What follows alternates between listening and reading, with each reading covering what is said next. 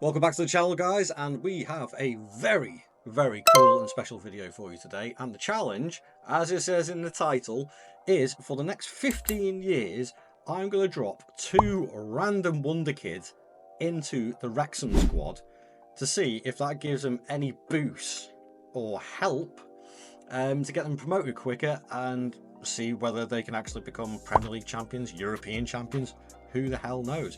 But as you can see here, I do have the old wheel here with a lot of names put into them. And basically, I went on to the FM Scout website, which the FM Scout details will be in the description below if you've never been there before. Absolutely awesome website with everything Football Manager related, so big shout out to those guys.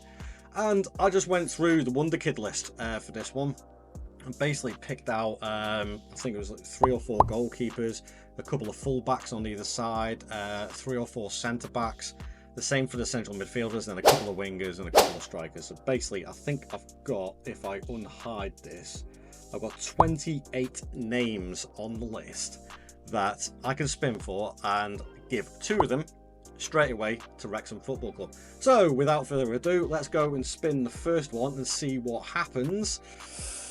Who are they going to get? Oh, not a bad one. They're going to get a striker in Rodrigo Ribeiro. Right, okay, that's not too bad.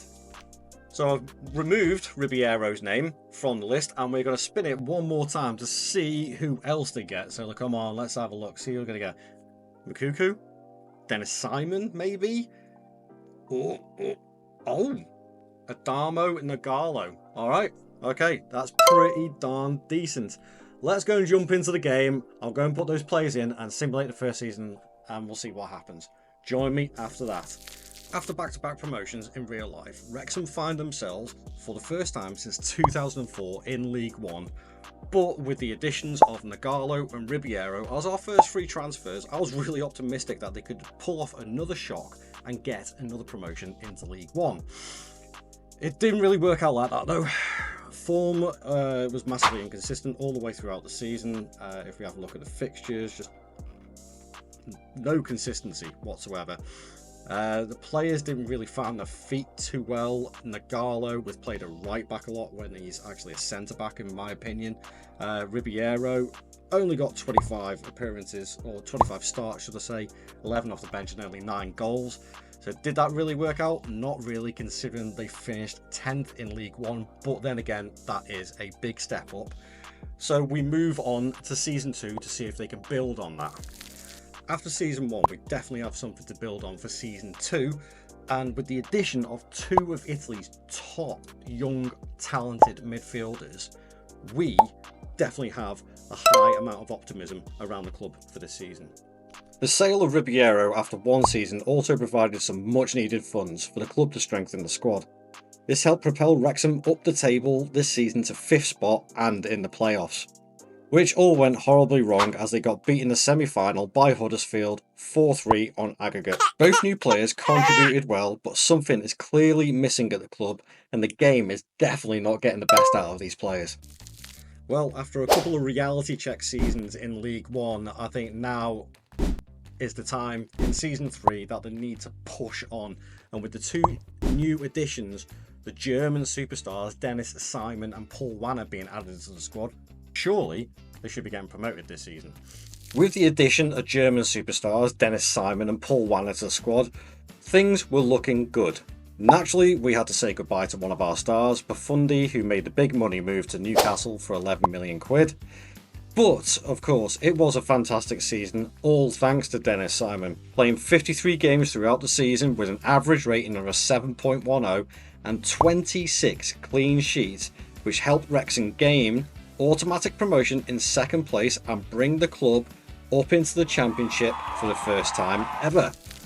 Well, we are into Season 4, and for the first time ever, Wrexham are in the Championship. This is the first time in their club's history they've been up this high in the league tier.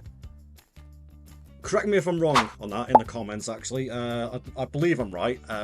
But yeah, if you do have any comments on that, please do leave them down below. But this is the season that Wrexham have to be really strong and not drop back down. We lost Fatsakanti in our obligatory sale of the season for another £11 million, but to compensate for that, the wheel gave us Lamine Yamal and Sferi Naipan. Yamal had a worldie of a season. In 40 games, he notched up 13 goals and an average rating of 7.40, helping Wrexham finish second in the league and gain automatic promotion to the top tier, the Premier League, in a historic season for the club. Naipan was a little less impressive, but solid all the same. But again, it was Dennis Simon who stood out with another 19 clean sheets. Well, that was an unexpected twist, and now in Season 5 we have a shot at the big time in the Premier League. There was no big sales, but obviously there is a couple of new additions to the team, and we are now truly in new gen territory. The new additions of Mazen Hamed and Ibrahim Kolai certainly would help the club, but would it really be enough? Sadly, no. As the reality of the Premier League sinks in quick and hard, Wrexham were relegated for the first time of asking, along with Brentford and Palace in their 19th spot. For the two new additions, it couldn't have been any different. Ahmed had a wonderful season considering, playing 25 and an average rating of 7.13, but Kolai didn't even get a sniff and disappointingly only managed one game all season. Well, it's Season 6 and we are definitely back down to earth with a bump after that shocking performance in the Premier League. We have been absolutely another stripped bare in the transfer market. We have lost the likes of Lamine Yamal, who's gone to Newcastle for 39 million. Paul Wanner has gone to Man United for 27 million. Beto has gone as well.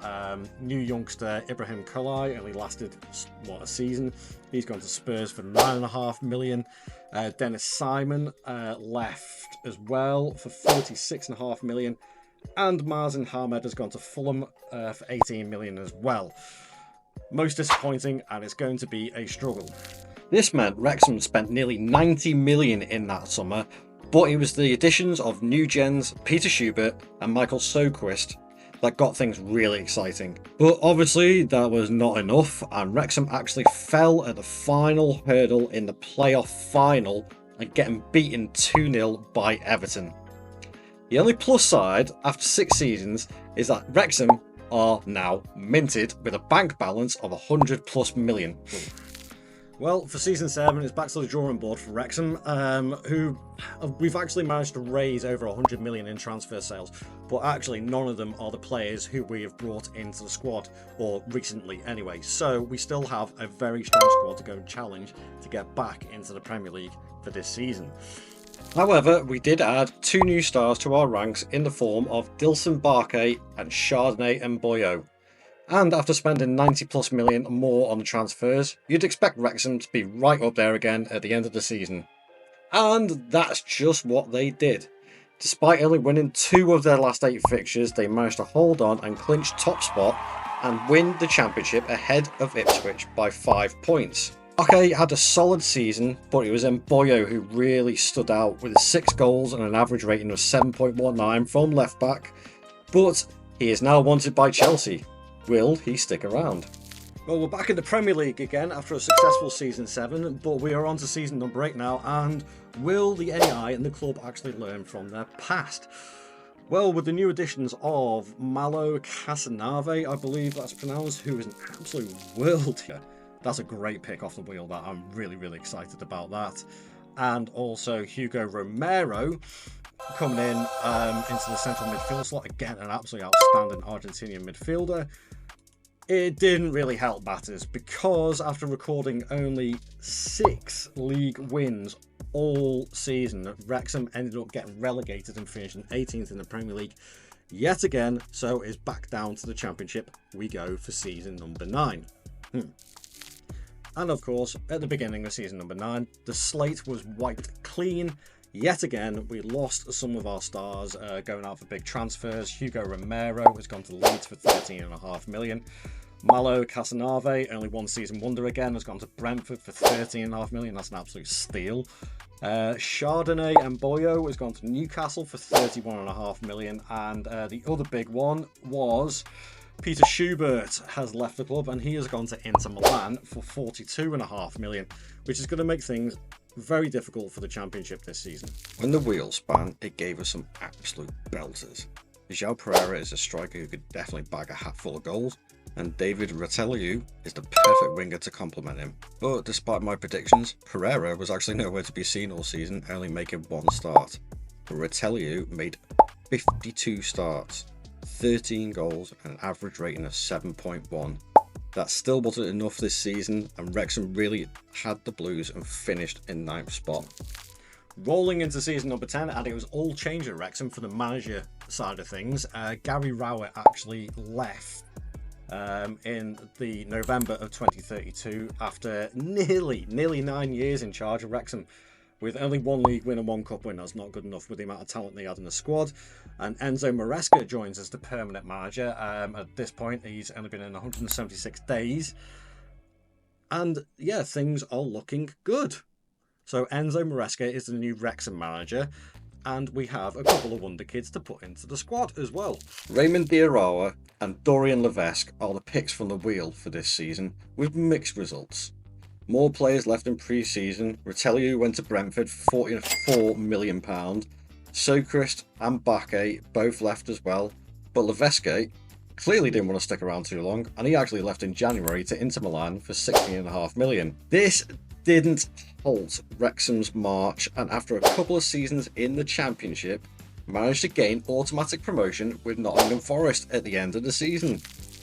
In season 11, there was no real major sales at the club this time, but we do say goodbye to our first player that we got off the wheel, which was Adamo Nagalo. He is left on loan to go to Southampton for the season, which is a little bit of a weird one.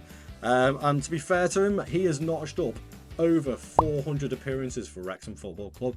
But with him being on loan, is there a chance that he could stick around for another season after he's done at Southampton and maybe get a few more appearances? Who knows? We shall find out soon enough, though. There was no major sales in season 11, but plenty of money was spent by Wrexham, along with our 2 new freebies, Khaled Al-Sharani and Abdul Bukhari. The first half of the season was absolutely horrid, only notching up 3 league wins before the new year. But whatever clicked after the new year certainly did the job, recording 8 league wins after Christmas and securing their future for the first time in the Premier League at 3rd time of asking, finishing 15th place. Shockingly, in season 12, Maresca left his role and Kelvin Davis took up the manager's job. So we gave him a lovely little present from Jorge Medina and Afonso Agostinho. I was expecting a second season struggle, but in the end, after a few rough patches, Wrexham managed to finish 13th and safe for another season. In season 13, sadly, unfortunately, it was more about the stability and structure of the club. Financially, the club is actually really struggling. They have an overall balance of minus nearly 10 million. If we have a look at the landmarks, Ryan Reynolds actually left his position. He scaled down the funding in 2028, and eventually, if I can find it here, he left in Christmas 2031. A new person took over, and then a year later, in fact not even that, 5 months later, withdrew all the funding. So the club financially is struggling a lot, and that is representative in the team's performances through this season and probably going onwards unless they find some sort of backing. But have no fear, 2 new additions came into the club in the form of Marino Maya from Mexico and Matthew Vitali from LAFC. This time a few departures, like Nagalo on a free transfer to Saudi, João Pereira went back to Portugal, and Jorge Medina goes back to Mexico for 40 plus million after just 1 season at Wrexham. All this culminated into another nail-biting season, and the club eventually finished 14th and safe from relegation again. Well, season 14 has gone to the dogs.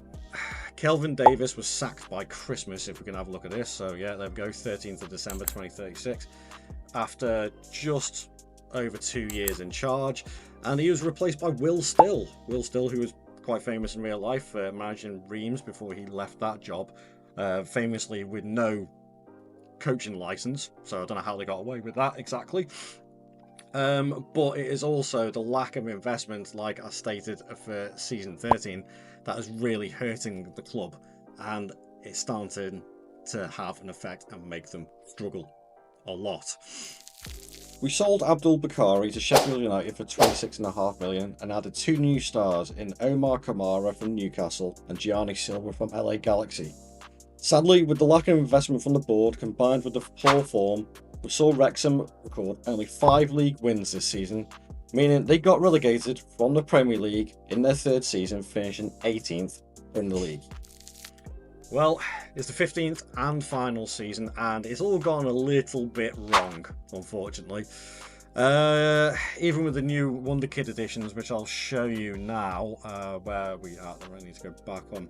Daniel Vasquez, who is a very, very good Mexican centre-back, should be absolutely bossing it, to be fair, in the Championship. He's played 32 starts, only a 6.89 average rating. And the other one was Gregorio Uribe from Santos Laguna, a defensive midfielder. Again, should be absolutely bossing the Championship. Only made 1 start and 15 off the bench. That's rather disappointing.